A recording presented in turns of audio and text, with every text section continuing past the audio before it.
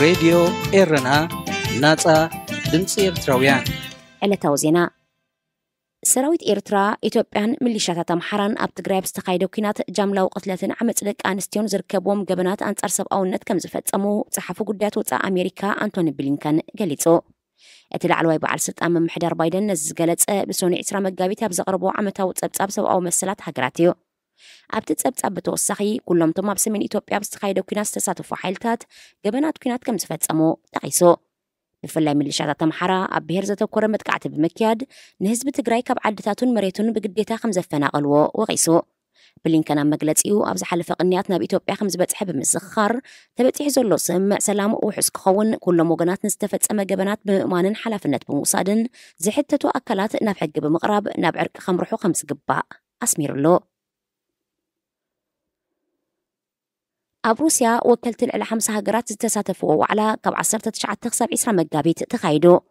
ኣብቲ ኣህጉራዊ ዋዕላ ባይቶ ዝተሰመየ ኣብ ከተማ ሞስኮ ዝተኻየደ ኣኼባ ሩስያን ሃገራት ኣፍሪቃን ዝተረኽበ ፕሬዚደንት ቭላድሚር ፑቲን ሃገሩ ምስ ኣፍሪቃ ዝህልዋ ምትሕግጋዝ ብዝለዓለ ተወኪራትሉ ምህላዋ ገሊጹ። ፕሬዚደንት ፑቲን ሩስያ ልክዕ ከም ሃገራት ኣፍሪቃ ግዳማውያን ከስገድድዎን ዝፍትኑ ስነ ሓሳብ ሓድሽ ሜላ መግዛእቲ ንምግታእን ክብርታታ ንምዕቃብን ትከላኸል ምህላዋ ኣረዲኡ።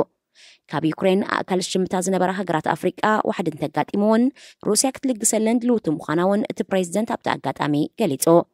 ሩስያ ናብ ሃገራት ኣፍሪቃ ዝቐንዐ ኣህጉራዊ ዋዕላ ባይቶ ተእንግድ ዘላ ፕሬዚደንት ፑቲን ኣብ ዩክሬን ምስ ዝካየድ ዘሎ ኩናት ተተሓሒዙ ብኣህጉራዊ ቤት ፍርዲ ብገበን ኩናት ኣብ ዝተኸሰሰሉ እዋን እዩ። ኣብዚ 4 ወርሕ ቅድሚ ካልኣይ ስሩዕ ዋዕላ ሃገራት ኣፍሪቃን ሩስያን ዝተኻየደ ኣኼባ 43 መራሕቲ ሃገራት ክርከቡ እንከለዉ ዝተረፋ ሃገራት ብሚኒስትራትን ልኡኻትን ተሳቲፈን። ሩስያ ኣብ ወርሒ ሓምለ ካልኣይ ዋዕላ ሃገራት ኣፍሪቃን ሩስያን ንምክያድ ሸባሸብ ምህላዋ ይፍለጥ።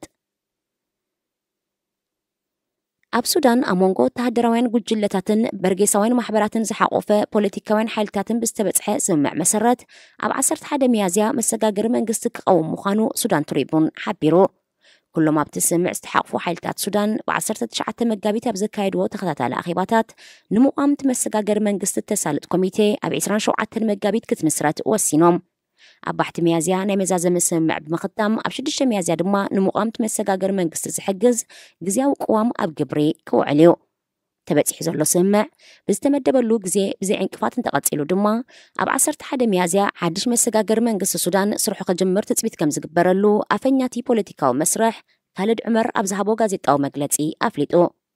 ብመሰረት ዝካየድ ዘሎ ፖለቲካዊ መስርሕ እቲ ዝቐውም ሲቪላዊ መሰጋገሪ መንግስቲ ኣብ ውሽጢ 2 ዓመታት ሓፈሻዊ ምርጫ ብምውዳብ ስልጣኑ ብዲሞክራሲያዊ ኣገባብ ንዝተመርጸ መንግስቲ ከሰጋግር እዩ።